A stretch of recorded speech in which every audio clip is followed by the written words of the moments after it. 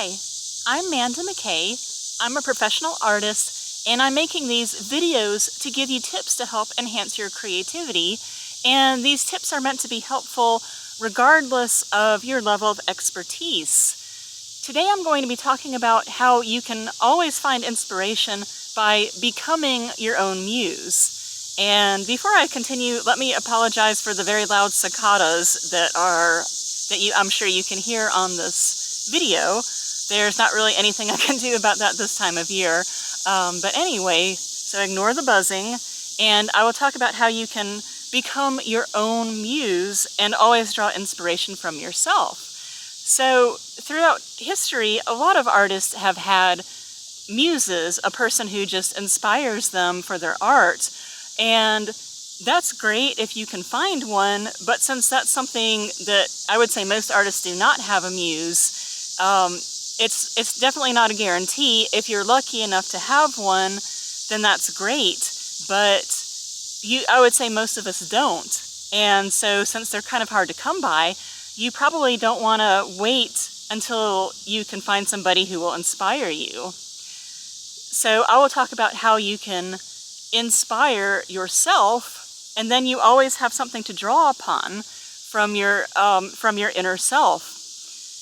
You have, whether you realize it or not, I promise you, you have a very rich inner world, not to mention a very interesting past and history, and then probably some really exciting things that you hope to have for the future or that you hope to call into existence.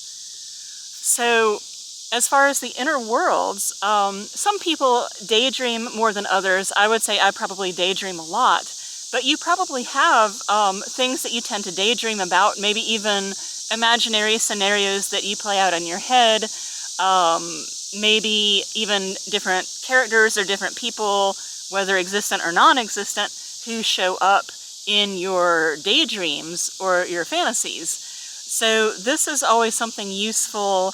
Just whatever it is that you tend to daydream about, there's probably something very useful there that can at least kind of steer you in a direction of something that you might want to pursue in your creative practice. And then, of course, there's your history, and everybody has a very rich history, and it probably includes some really great things and maybe some bad things and some trauma. But these are all things that other people can relate to if you choose to show your art to somebody else. And even if you don't, you can probably find that it's cathartic and inspiring to be addressing these in your art. And of course, this also gives you a chance, if you like, if there's something bad in your past that you maybe wish hadn't happened, or maybe you wish you had done something differently, then you have an opportunity to sort of rewrite your own story. And that's really good too. And that can be a very rich source of inspiration. And of course, there's stuff in the future that you would like to happen, or even things that you're afraid might happen, but maybe something that you're hoping to manifest into existence somehow, something really good that you think about a lot. And that can definitely be something great for your art, whether it's an idealized version of the world or just some personal goal that you hope to achieve. These are all good things that can make for really, really engaging art. So definitely consider this and think about what you have just going on in your own head, because external inspiration is something to strive for, but it's not as guaranteed as something that you already carry inside you. I'm lucky enough to know certain ways that tend to give me inspiration all the time. Of course, there's always random things happening that I wouldn't expect that provide, ideas and inspiration. But since I paint still lifes of assembled natural objects, usually just going for a walk in the woods will, often I'll find something like a feather or a mushroom or a bone that I can use in one of my paintings. But there are plenty of times that I go in the woods and I don't find anything like that that really inspires me to do anything. Maybe it's a feather. I mean, I found 2 big feathers today, one of them black and one of them striped, and those are cool, but like almost every time I come out here I find feathers like that. So they're not really that much of a unusual treat to inspire me like they might have been in the beginning. But your inner world is always changing, your history and your past is always updating as you go through life. So these are always things that you can draw from. And I want to give you an example of somebody that I think used herself as a muse, and that's the artist Frida Kahlo.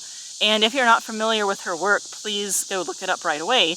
But I would argue that her most famous and most appreciated paintings that people are really drawn to are self-portraits. And she had a lot of physical trauma plus emotional trauma and suffering in her life. And she depicts these in her paintings and her self-portraits. And even if you don't know anything about her, you can tell like that there's suffering and perhaps an acceptance of suffering or trying to deal with it. And there's trauma in these paintings. And you can relate to it probably. A lot of people can relate to it. I certainly can, even though she looks nothing like me, but that doesn't matter. It still draws me in because I can sense something that also, you know, maybe I've had in my own life, and it still has something valuable to offer me. So please consider yourself your own muse, whether you think you're that inspiring or not. I want you to start thinking of yourself that way and start drawing on your own inner worlds and your own experience, your own hopes and fears, and you will always have something to inspire you no matter what your external circumstances are. And it's something you can always guarantee will be there for your entire life. So I hope you found this tip to be helpful.